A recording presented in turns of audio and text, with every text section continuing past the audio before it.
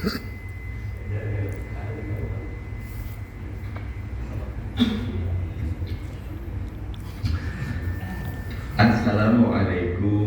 warahmatullahi wabarakatuh. Bismillah, alhamdulillah, Allahumma sholli ala sayyidina Muhammad. Allahumma sholli. Amma ba'd. Jamaah Isya dan Tarawih sebagian etikaf Masjid Jami Darussalam, apa kabarnya semua? Ini belum pulang kampung kita nih ya. Izin saya bercerita dan di akhir coba mengambil sedikit ibroh dari cerita yang ada. Beberapa waktu yang lalu saya diundang ke Doha, ya, Qatar. Acaranya GOPEC, ya, Global Parliamentarians Against Corruption. Tapi kami berjumpa dengan 5 warga negara Indonesia yang kerja di Qatar, di Doha. Saya ngobrol, kerjanya apa mas? Gitu. Jawabannya mengejutkan saya. Saya jadi muadzin. Saya bilang, muadzin tukang azan? Iya. Jauh amat jadi muadzin ke Doha, Qatar. Jawabannya lebih mengejutkan. Gajinya gede pak. Berapa? 40 juta. Setahun? Enggak, sebulan.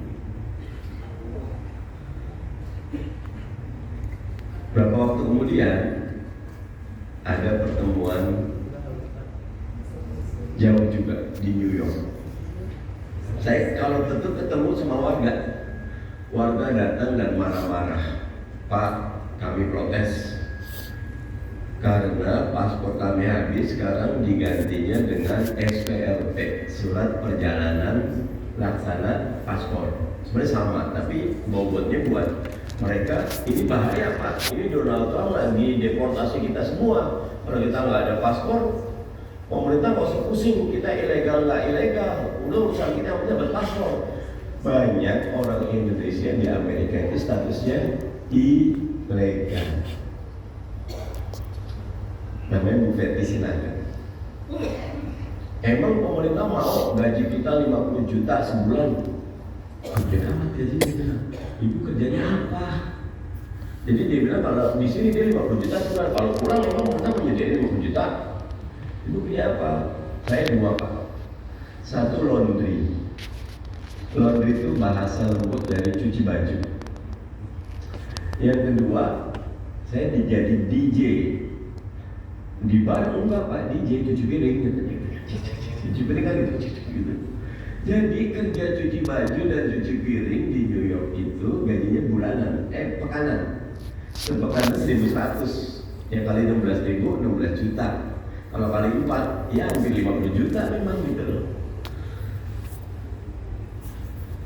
Minggu lalu saya ke Singapura, ketemu manajer Temasek.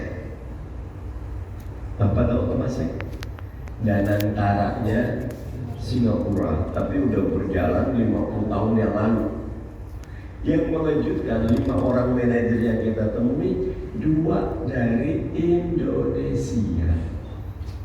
Satu namanya Marco Hadiwijaya dari Siantar, Sumatera Utara. Satu lagi Akun, orang India di Kelapa Gading. Udah ngomongnya kita bahasa Indonesia aja gitu. Doha, New York, Singapura itu negara-negara maju. Kurang pekerja. Di kita S1 aja jadi Grab gitu kan. Karena bukan salah S1-nya, salah. Saya mau bilang pemerintah, ntar saya diprotes gitu kan. Pokoknya salah mengambil keputusannya, tidak bisa menyediakan lapangan pekerjaan. Di sana pekerjaan, kami ketemu duta besar Singapura, Indonesia untuk Singapura, Pak Tom itu rata-rata investor yang mau invest di Indonesia nggak ada yang mau direct. Semuanya Singapura aja dulu. Dari Singapura baru. Bapak Ibu ingat nggak? 2 pekan lalu ada agak ramai Indonesia Airlines. Itu punya Pak Iskandar, orang Aceh. Tapi yang mengejutkan, headquarternya sama perusahaan itu terdaftar di Singapura. Ketika ditanya, Anda orang Indonesia, usahanya di Indonesia, ngapain daftar perusahaannya di Singapura gitu?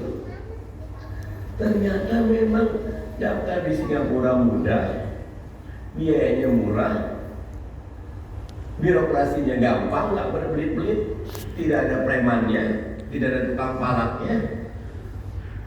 Bank yang mau kasih pinjamannya gede, investornya banyak, mudah.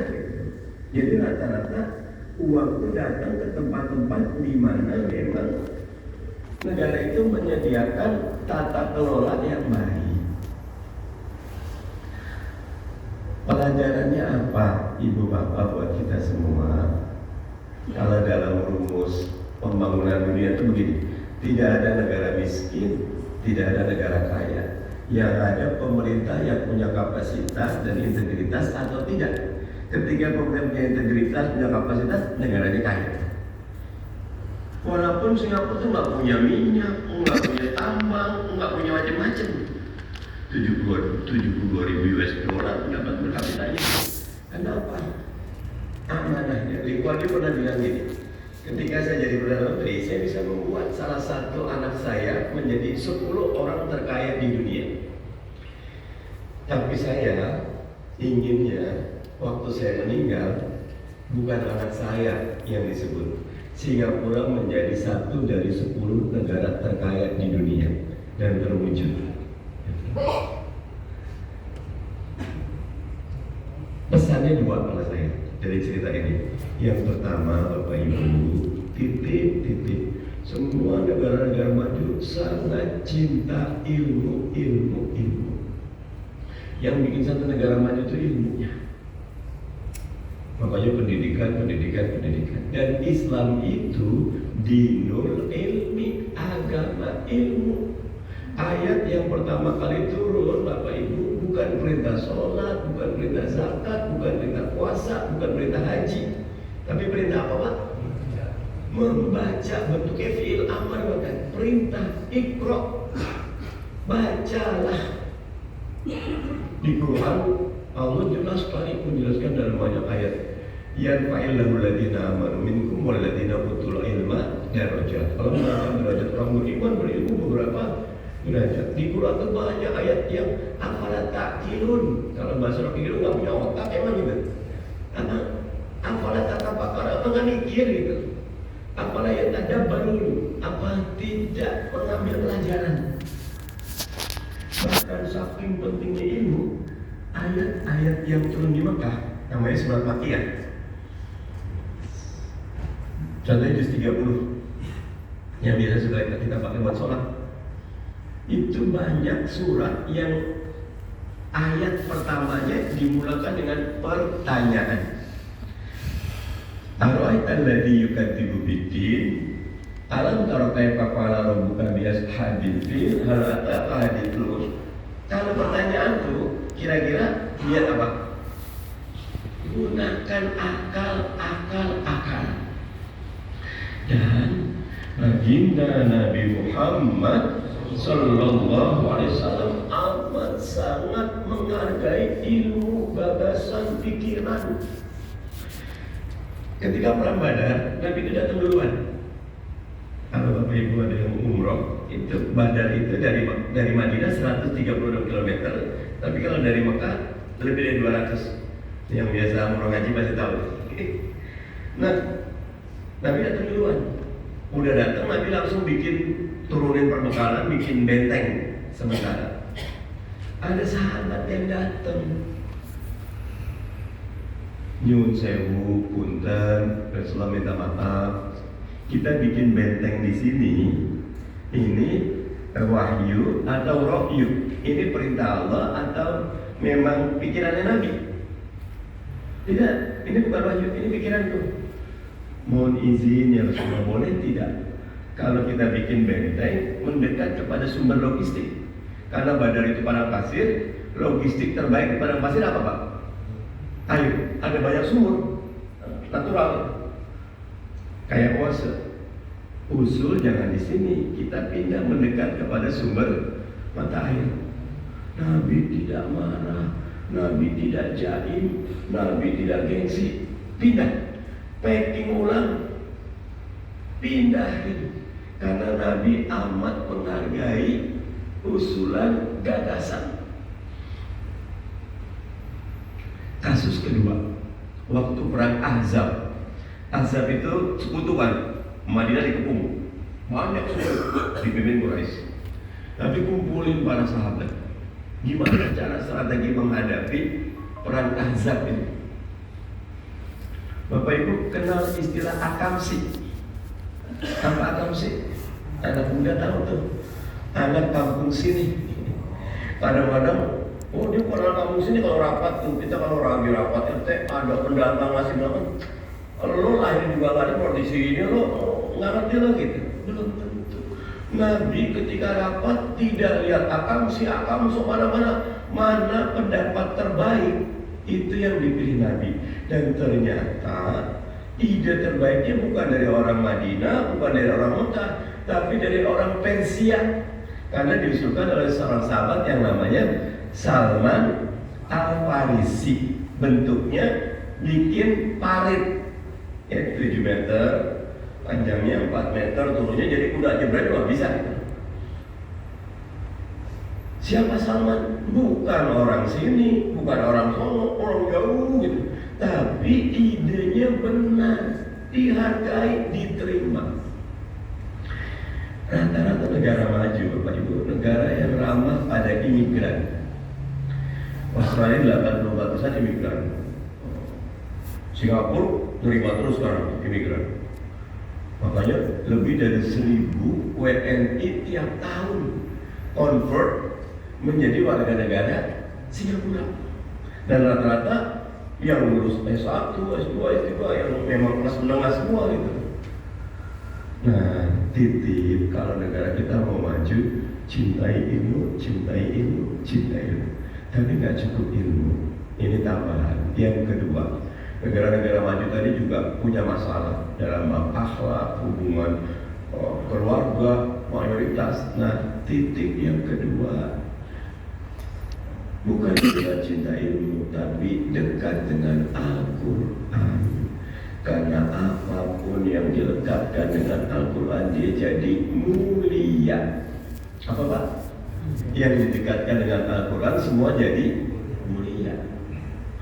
Contoh, bulan Ramadan nih menjadi Sayyidul Ashhar, ya, penghulunya pada bulan terbaik dari 12 bulan Ramadan. Kenapa? Bukan karena puasa. Di Al-Baqarah 185 Allah mengatakan Syahrul Ramadan alladzi unzila fihi Al-Quran. Bulan Ramadan, bulan diturunkannya Al-Quran. Malaikat Jibril menjadi panglima dari seluruh malaikat. Sebabnya apa? Karena tugasnya membawa wahyu. Wahyu itu apa? Al-Quran. Baginda Nabi Muhammad Sallallahu Alaihi Wasallam menjadi penghulu para nabi karena risalah yang dibawanya adalah Al-Quran. Jadi apapun yang didekatkan dengan Quran menjadi mulia. Tinggal para ulama mengatakan ada 5 tahap interaksi kita bersama Al-Quran. Pertama, membacanya. Dan cara baca Quran itu, Bapak Ibu ingat, Quran turun tidak dalam bentuk tulisan. Quran turun dalam bentuk lisan. Nabi nggak nerima kertas, Nabi terimanya lisan. Makanya di Quran dikatakan warattilil Qur'ana tartila. Ini kayak abang nih, anak Pak RW bagus bacanya. Tartil itu apa?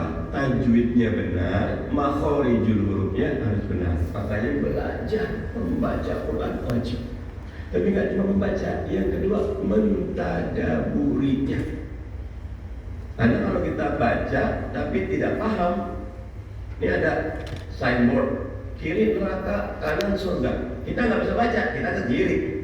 Padahal udah tahu itu kan neraka, tapi kan kita nggak bisa baca. Nggak paham apa yang kita baca.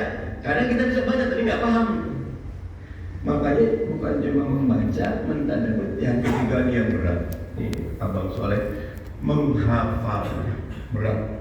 Tapi tidak berhenti sampai menghafal. Banyak kaum rasionalis itu protes pesantren itu tidak cuma menghafal. Menghafalnya pahalanya banyak, baca juga banyak, tapi ada yang lebih dari menghafal, mengamalkannya.